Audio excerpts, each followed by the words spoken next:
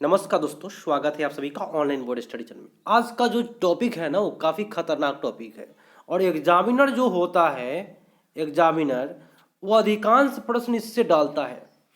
इसलिए आप लोग घबराइएगा नहीं, पूरे आराम से ईमानदारी से अच्छे से क्लास को कराऊंगा।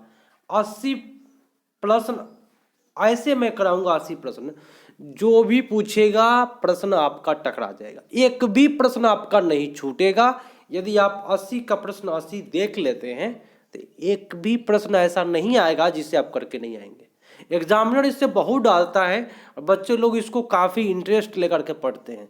फिर भी मैं काफ़ी अच्छा तरीका से इसको तैयार किया हूँ जिससे कि आपको अच्छा लगे और अच्छे तरीका से आपको हमेशा के लिए याद हो जाए क्या चीज़ है, कौन सा चीज़ क्या है, सब समझना है यहाँ पे। ये तो मेरा थंबनेल था, आप लोग देख लिए हैं कि ये जो प्रश्न है बार बार पूछे जाते हैं। जो भी एग्जामिनर सेट करता है इसी से प्रश्न सेट करता है और एक भी प्रश्न आपका नहीं छूटेगा। तो चलिए शुरू करते हैं। 80 प्रश्न जनन से जो है, जीवों में जनन कैसे होता एक टॉपिक है और मैं आपको बार बार बोल रहा हूँ कि ये प्रश्न इससे अधिकांशतः आते हैं, वस्तुनिष्ठ प्रश्न है। तो चलिए शुरू करते हैं आज का काफिला। काफ़ी मज़ेदार धमाकेदार क्लास आप लोगों के लिए। ध्यान से, प्रथम प्रश्न कि हाइड्रा में प्रजनन की कैसी विधि होती है? द्विविखंडन, मुकुलन, लैंगिक जनन, इनमें से कोई नहीं। दोस्तों याद है, हाइड्रा के लिए कभी भी मुकुलन करके आना है, गलती नहीं करना है। और बताइएगा कि आप 80 में कितना तीर मारे हैं। इसमें से बहुत ज़्यादा तीर मार लीजिएगा आप लोग, 80 में खूब तीर मारिएगा, क्योंकि ये जो चैप्टर है ना काफ़ी इंटरेस्ट लेकर बच्चे लोग पढ़ते हैं। ठीक है, चलिए चलिए अगला प्रश्न पर आते हैं। अगला है कि घोंघा किस समुदाय का प्राणी है? मोलस्का, इकाइनोडर्मेटा, प्रोटोकार्डेटा या एनिलिडा ग्रुप। देखिए इसका जो जवाब है मोलस्का के अंतर्गत घोंघा को रखा गया है। ठीक है, चलिए और अगला प्रश्न है, देखिएगा कि निम्नलिखित जीवों में किस में अलैंगिक जनन मुकुलन द्वारा होता है? Leishmania, Plasmodium, east, amoeba. तो दोस्तों इसका उत्तर सबसे बेटर ईस्ट में होगा। क्लियर है? चलिए अब आया अगला प्रश्न कि मुकुलन द्वारा प्रजनन किस में होता है? ध्यान से, और मैं आपको बोल रहा हूं पूरे दावे के साथ बोल रहा हूं, 100% दावा में ठोक कर बोल रहा हूं कि एक भी प्रश्न अगर इससे इससे प्रश्न बहुत सारे पूछे जाते हैं, अगर पूछेगा तो यहीं से आएगा, ये डेफिनेट रूप से, अलग से नहीं आएगा। टोटल प्रश्न को मैं कवरेज किया हूं। तो मुकुलन द्वारा ईस्ट में होता है। क्लियर है? ये प्रश्न आता है हर साल। ठीक है, चलिए मानव में कितने जोड़े गुणसूत्र पाए जाते हैं? गुणसूत्र समझते हैं ना, एक्स एक्स होता है, एक्स वाई होता है। महिलाओं में एक्स एक्स, पुरुषों में एक्स वाई। तो टोटल जो गुणसूत्र होता है वह 23 जोड़ा होता है। क्लियर है? 23 जोड़ा बोले तो कितना? 46। बहुत बेटर है, आप लोग का ये टॉपिक बहुत बेटर चल रहा है अभी तक, तो आप लोग मजे में हैं। चलिए, पुष्पी पौधे में लैंगिक जनन किसके द्वारा होता है? और काफ़ी हिट मस्त क्वेश्चन इससे बनता है दोस्त, और एग्जामिनर भी खूब सेट करता है यार, गर्दा उड़ा करके सेट करता है। चलिए, पुष्पों द्वारा लैंगिक जनन किसके द्वारा होता है? पतियों द्वारा, तने द्वारा, वर्तिका के द्वारा, वर्तिका द्वारा। देखिए पुष्पी पौधे में लैंगिक जनन पतियों द्वारा। क्लियर है? अगले प्रश्न पर आते हैं। किसी क्वेश्चन में अगर डाउट हो तो आप लोग कमेंट करके जरूर बताइएगा कि प्रश्न ए, इसका आंसर ए होगा। ठीक है, चलिए निम्नलिखित में कौन सा एक लिंगी पादप का उदाहरण है?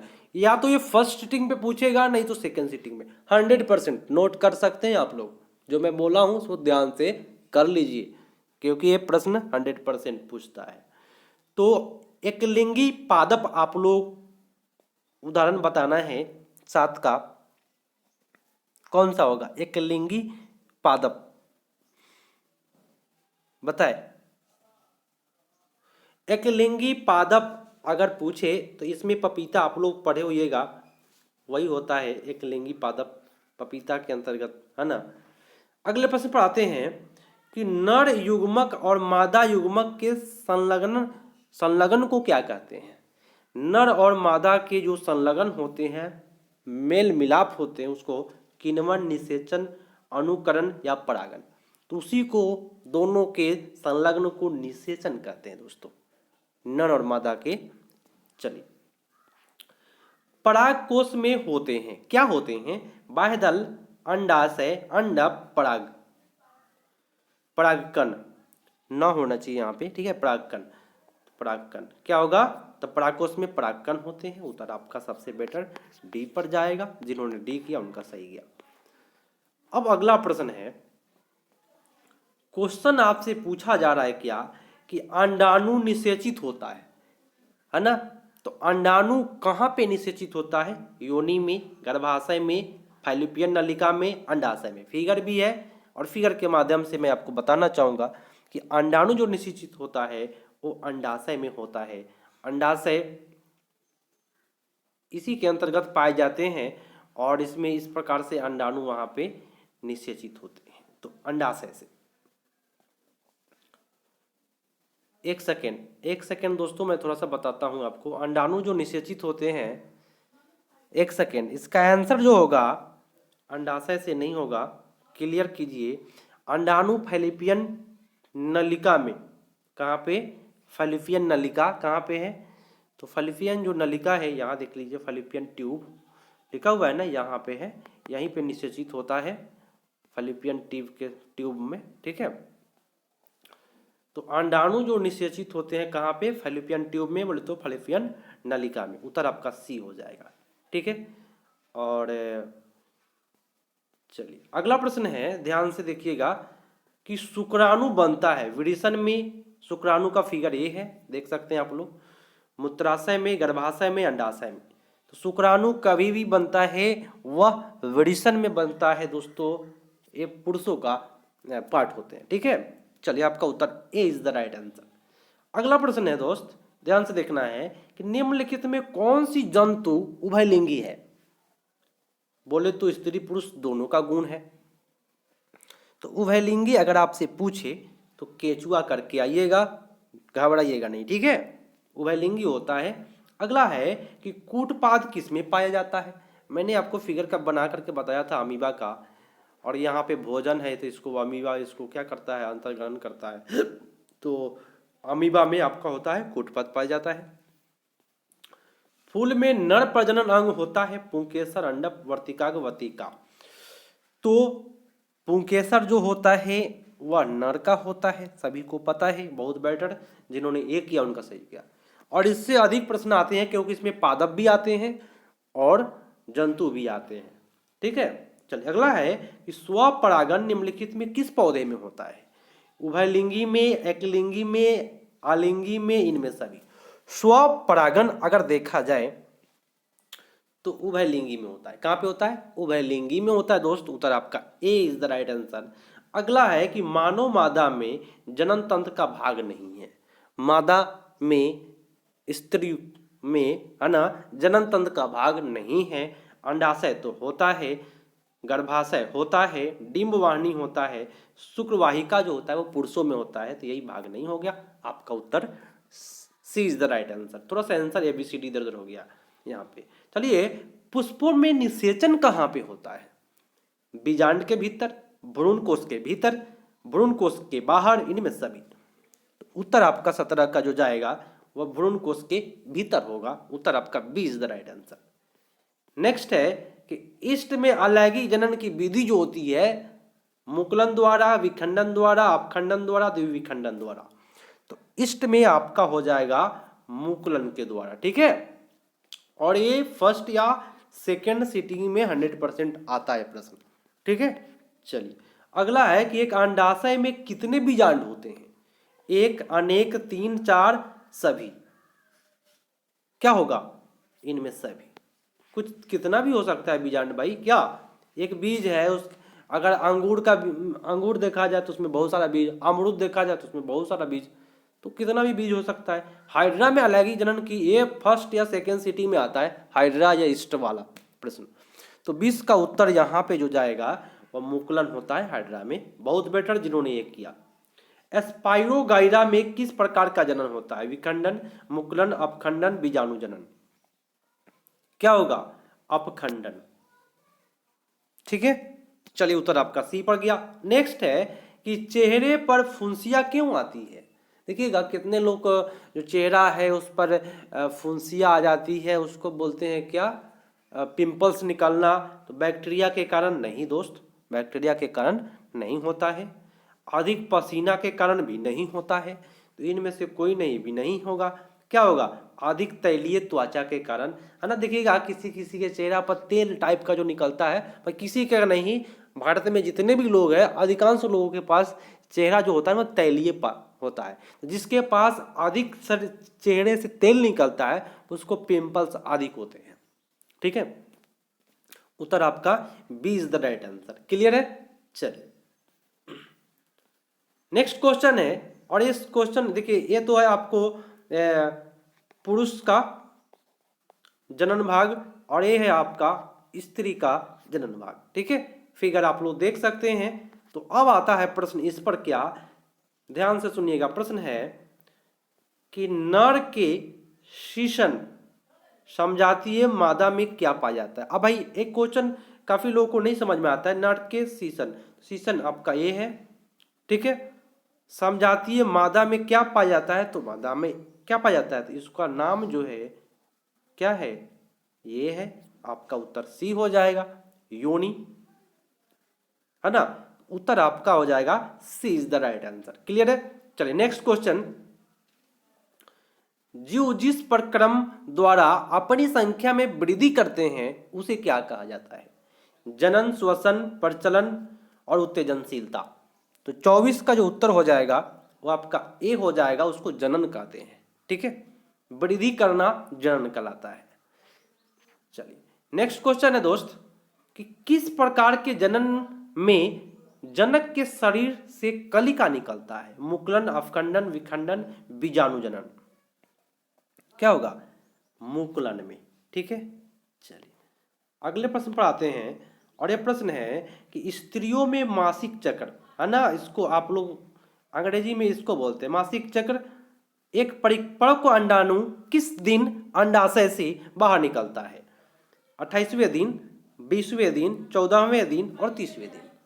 ठीक है, तो 26 का जो उत्तर होगा क्या होगा, 28वें दिन आप लोग करके आइएगा। ठीक है, एक परिपक्व अंडाणु 14वें दिन। सॉरी दोस्तों, यहां आपका जो उत्तर होगा चक्र में, अच्छा इसको तो, अच्छा इसको ये एक सेकेंड, एक परिपक्व अंडाणु पूछेगा तो 14वें दिन होगा, और ये जो पूछेगा ये मासिक चक्र ये कितने दिन का होता है, ये 28 दिन का होता है। दोनों प्रश्न पूछे जाते हैं। एक परिपक्व अंडाणु 14वें दिन पर अंडाशय से बाहर निकलते हैं, ये याद रखना है आप सभी को। क्लियर है? चलिए नेक्स्ट क्वेश्चन है कि अंडाणु और शुक्राणु में गुणसूत्र की संख्या समान मादा कोशिका की तुलना में समान होता है, दुगुना होता है, आधा होता है, इनमें सभी। देखिए दोस्तों, या पुरुष हो या स्त्री हो, दोनों में गुणसूत्र की जो संख्या होता है वो आधी हो जाती है। एक अंडाणु एवं शुक्राणु में गुणसूत्र की संख्या समान मादा कोशिका की तुलना में समान रहती है। ठीक है, ठीक है, दोनों में समान ही रहती है। चलिए नेक्स्ट क्वेश्चन पर आते हैं, निषेचन में किसका संयुग्म होता है। एक वृषण अंडाशय का, वृषण और अंडाशय का, वृषण अंडाणु का, शुक्राणु और अंडाशय का।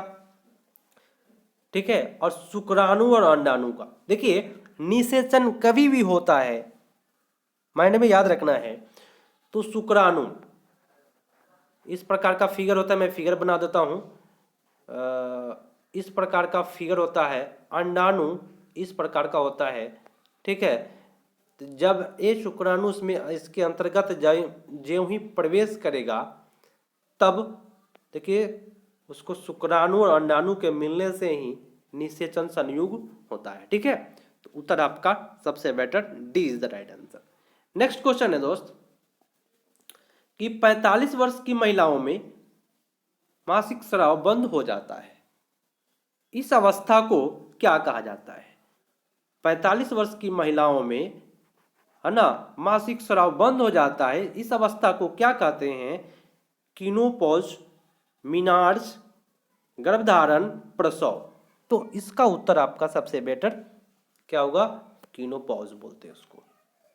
क्लियर है? उत्तर आपका A is the right answer. Next question है कि नर में बंध्याकरण को क्या कहते हैं। देखिए दो चीज होता है, एक नर बंध्याकरण ट्यूबेक्टोमी, सॉरी नर बंध्याकरण पूछेगा तो क्या मारिएगा, तो नर का बंध्याकरण बोले तो कोई ऐसा नर जो बच्चा पैदा नहीं कर सकता है उसको बंध्याकरण कहते हैं। तो नर में बंध्याकरण वैक्सोटोमी कहलाता है। अगर आपको स्त्री में पूछे तो ट्यूबोक्टोमी कहलाता है, स्त्रियों में ट्यूबोक्टोमी। ठीक है, तो यहाँ नर बंध्याकरण वैक्सोटोमी। ठीक है, अगला प्रश्न है कि ऐसे जीव जिनमें दोनों लिंग उपस्थित होते हैं, तो जब दोनों होगा तो उभयलिंग बोलेंगे उसको। तो उभयलिंग कहाँ है भाई दोस्त, द्विलिंगी करके आ जाएंगे। ठीक है, नहीं है उभयलिंग तो द्विलिंगी करके आ जाएंगे। अगला है कि बीजांड की दीवार मोटी होकर बनती है, फल, बीजावरण, बीज, भ्रूण, भ्रूण होना चाहिए, तो 32 का उत्तर आपका होगा बीज आवरण। ठीक है, बीजांड का जो दीवार जो होता है, कोई बीज है अगर उसका दीवार मोटा हो गया तो ऊपर क्या होता है, हम लोग बोलते हैं खोइया हो जाना, तो इसको बोलते हैं बीज आवरण। ठीक है, अगला है कि कृत्रिम कायिक प्रवर्धन किन पौधों में करना चाहिए, जिनमें बीज उत्पन्न नहीं होता है, जिनमें फल का निर्माण नहीं होता है, जिनमें फल और बीज का निर्माण नहीं होता है, उपयुक्त सभी। तो 33 का उत्तर आपका होगा जिनमें बीज उत्पन्न नहीं होता है। अगला है कि नर में काउपर ग्रंथि से निकलने वाले स्राव की प्रकृति कैसी होती है, अम्लीय, क्षारीय, दोनों, इनमें से कोई नहीं। तो 34 का उत्तर आपका बी पर जाएगा, क्षारीय होता है। क्लियर है।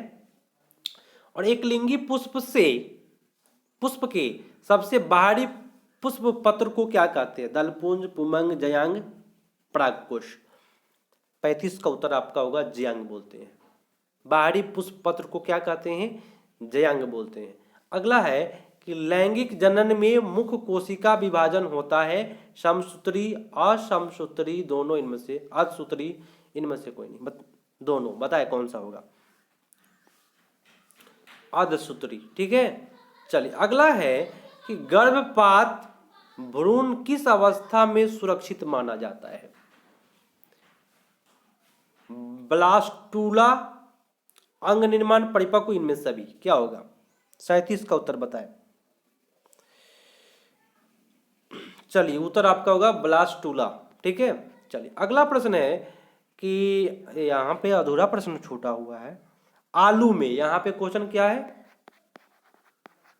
आलू में जनन कैसा होता है, मुकुलन, विषाणु जनन, कायिक प्रवर्धन, अंडप। देखिए काट करके आलू को हम रोपने का काम करते हैं तो उसको बोलते हैं कायिक प्रवर्धन। ठीक है, तो यहाँ होगा क्या, कायिक प्रवर्धन आलू में। अगला है कि निम्नलिखित में कौन परिवार नियोजन के संबंध में प्रयुक्त प्रभावशाली उपाय है। अब देखिए दोस्तों, थोड़ा सा क्वेश्चन इस प्रकार से पूछता है तो बोलना पड़ता है।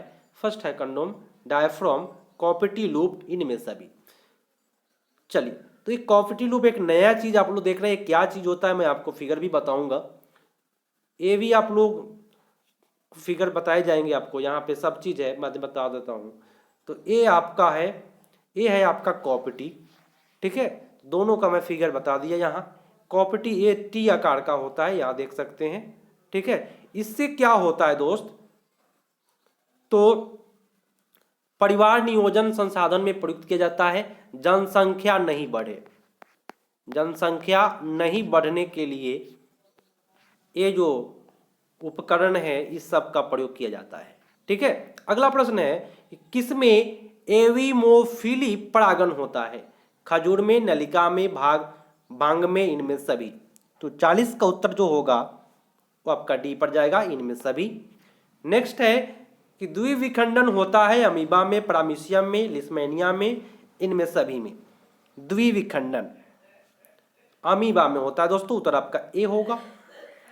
अगला है कि निम्नलिखित में कौन लैंगिक संचारित रोग नहीं है, एड्स तो है, सिफिलिस है, गनोरिया है, डायफ्राइड। तो ये 42 का जो डी जा रहा है यही नहीं है, तो यही करके आएंगे। ठीक है, अगला है कि विरिसन कोष का तापमान शरीर के तापमान का कम से कम कितना होना चाहिए। अब विरिसन कोष आप लोग फिगर देखे हैं, है ना, इस प्रकार का जो फिगर था ठीक है। तो विषम कोश का जो तापमान होता है 1 degree, 2 degree, 5 degree, 4 degree Celsius कितना होता है ये बताना है आप सभी को। 43 का उत्तर आपका बी पर जाएगा। 2 डिग्री सेल्सियस होना चाहिए, शरीर के तापमान से कम होना चाहिए। मान लीजिए 37 डिग्री शरीर का तापमान है तो 35 डिग्री सेल्सियस उसका तापमान होना चाहिए विषम कोश का। ठीक है, अगर इस तरह का नहीं हो, इसका तापमान अधिक हो जाए तो शुक्राणु मर जाते हैं, संतान की उत्पत्ति नहीं होगी। चलिए नेक्स्ट है कि बहुविखंडन का एक प्रमुख उदाहरण कौन सा है? Amoeba, plasmodium, euglena, paramecium. बहुविखंडन का तो प्लाज्मोडियम आपका उत्तर हो जाएगा। ठीक है, अगला है कि इनमें कौन अलैंगिक जनन की विधि है? बीजाणु, मुकुलन, वृषण, विखंडन, इनमें सभी। अलैंगिक जनन की विधि कौन सी है?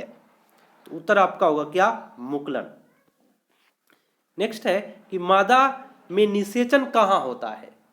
अंडाशय में, फैलोपियन नलिका में, गर्भाशय में, योनि में। ये जो प्रश्न है मैं बताया था फर्स्ट में ही, फैलोपियन नलिका में होता है, फिगर भी मैंने बताया, लास्ट में भी आपको सब फिगर बता दिए जाएंगे। चलिए नेक्स्ट है कि केचुआ उदाहरण होता है एकलिंगी, आलिंगी, उभयलिंगी।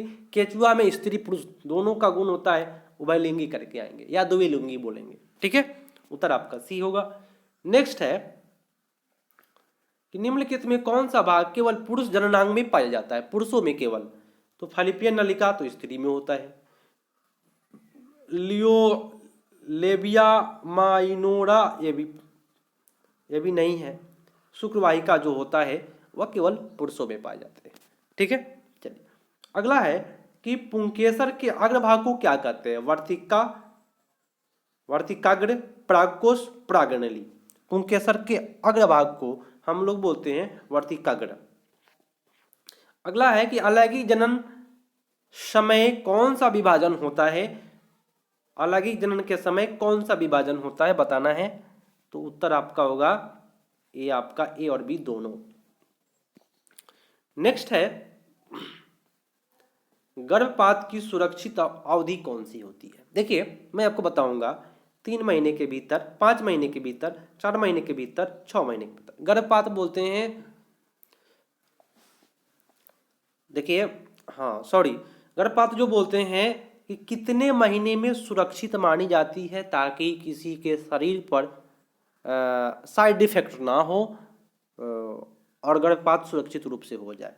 तो 3 महीने के भीतर अगर आप गर्भपात करते हैं तो गर्भपात हो जाएगा, सुरक्षित रहेगा, है ना।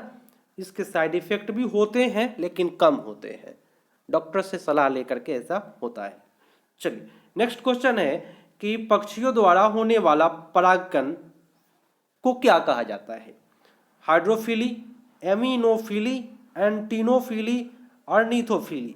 तो 52 का उत्तर जो होगा अर्निथोफिली होगा। ठीक है, अलैंगिक जनन के लिए किस प्रकार की कोशिका का विभाजन होता है बताएं। चलिए अर्धसूत्री विभाजन। ठीक है, नेक्स्ट है कि पत्तियों द्वारा कायिक प्रवर्धन उदाहरण है आलू, ब्रायोफाइलम, प्याज, गुलाब। मतलब पत्ती को अगर रोप देते हैं तो उसका नया पौधा उग जाएगा, तो ये ब्रायोफाइलम में होता है। ठीक है, नेक्स्ट है कि शीशन ढका होता है, शीशन ढका होता है कार्पोरा, कैमरनोसा से, प्रीपियूष से, शुक्राशय से, अस्खल नली से। शीशन ढका होता है, शीशन आप लोग देखे हुए हैं, फिगर भी देखे हैं। ये जो ढका होता है उसको हम बोलते हैं दोस्तों क्या? प्रीपियूष। ठीक है, नेक्स्ट है कि निषेचन के फलस्वरूप अंडाशय की दीवार क्या बनाती है? तो अंडाशय की जो दीवार होती है दोस्तों क्या होती है? वो बीज बनाती, सॉरी फल बनाती है। क्लियर है? चलिए गर्भाशय के किस भाग में भ्रूण का विकास होता है? गर्भाशय के किस भाग में भ्रूण का विकास होता है? मुख भाग में, फंडस में, सर्विकस में, योनि में। क्या होगा पता है? गर्भाशय के किस भाग में भ्रूण का विकास होता है? 57 का उत्तर बताएं। मुख भाग में। ठीक है, चलिए नेक्स्ट है कि स्त्री केसर का आधारीय भाग क्या है। स्त्री केसर का आधारीय भाग क्या है, तो आप लोग अंडा से करके आइएगा। ठीक है, निम्न में कौन सा द्विलिंगी पुष्प है। इन चारों ऑप्शन में द्विलिंगी पुष्प बताना है, तो गुलाब का पुष्प द्विलिंगी, एकलिंगी आपका ये दोनों हो जाएगा। नेक्स्ट है पुष्प के नर भाग को क्या कहते हैं। नर भाग को क्या कहते हैं बताएं। पुमंग बोलते हैं दोस्तों। ठीक है, नेक्स्ट है कि जनसंख्या नियोजन के लिए पुरुषों द्वारा उपयोग में लाए गए एक सरल विधि कौन सी है, जिससे जनसंख्या नियंत्रित हो जाए। फर्स्ट है diaphragm, copper T, loop, condom. बताए कौन सा होगा। सबसे सरल विधि अगर पूछे तो आपका यही होगा। इसका तो आप लोग फिगर देखोइएगा। ठीक है, चलिए अगले प्रश्न पर आते हैं। बीजाणु जनन अलैंगिक जनन की विधि है। कवकों में, हाइड्रा में, स्पंज में, ईस्ट में। कवकों में। ठीक है, चलिए नेक्स्ट है बहुकोशिकीय जीवों में होने वाला मुकरण उदाहरण है ईस्ट का, प्राइमेसियम का, अमीबा का, हाइड्रा का। क्या होगा, हाइड्रा का बहुकोशिकीय। लैंगिक संचारित रोग बताना है। लैंगिक संचारित रोग बैक्टीरिया से होता है, वायरस से होता है, प्रोटोजोआ या ईस्ट से होता है। तो ईस्ट जनित रोग होता है लैंगिक संचारित रोग। ठीक है, अगला है कि स्त्रियों के मूत्र जनन नलिकाओं का रोग ट्राइकोमोनियसिस है। ये जो होता है वह बैक्टीरिया, प्रोटोजोआ, वायरस, फंजाई क्या चीज से होता है। चलिए वायरस रोग है। ठीक है, नेक्स्ट क्वेश्चन पाते हैं, ध्यान से देखिएगा। ईस्ट में सामान्यतः अलैंगिक जनन होता है, पुनर्जनन, बीजाणु जनन, मुकुलन इनमें से कोई नहीं। तो ईस्ट में आप लोग मुकुलन द्वारा करके आइएगा, ये फर्स्ट या सेकेंड सीटिंग में पूछता है। भ्रूण कोष अवस्थित होता है परागकोश में, वृंत में, बीजांड में, दलपुंज में। तो भ्रूण कोष जो होता है वह वृंत में होता है। ठीक है, नेक्स्ट क्वेश्चन पे आते हैं। इनमें कौन स्त्रियों के बाह्य जनन इंद्रिया है। भाग, हाइसेन, योनि, गिरवा। कौन सा भाग है बताएं। तो ये योनि है। ठीक है, चलिए नेक्स्ट क्वेश्चन पे आते हैं। पुरुष का शीशन भाग क्या कहलाता है। प्रीप्यूस, ग्लांस, ग्रीवा, हाइमेन। क्या कहलाता है, ग्लांस कहलाता है। ठीक है, नेक्स्ट है कि स्वपरागन किन पौधों में संभवतः होता है। एक लिंगी, केवल उभयलिंगी, किसी प्रकार के पौधों में, इनमें से कोई नहीं। एक लिंगी में होता है स्वपरागन। ठीक है, पुरुष का मैथुन अंग क्या कहलाता है। Prepuce, glass, वाल्वा, season. सीसन कहलाता है। ठीक है, नेक्स्ट क्वेश्चन है कि निषेचन के बाद युग्मनज विभाजित होकर बनता है। नर युग्मक, मादा युग्मक, भ्रूणकोश, भ्रूण। क्या कहलाता है, तो ये मादा युग्मक।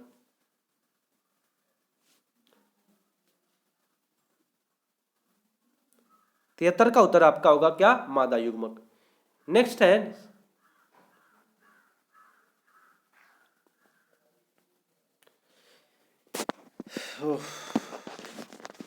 नेक्स्ट क्वेश्चन है नर युग्मक क्या कहलाते हैं।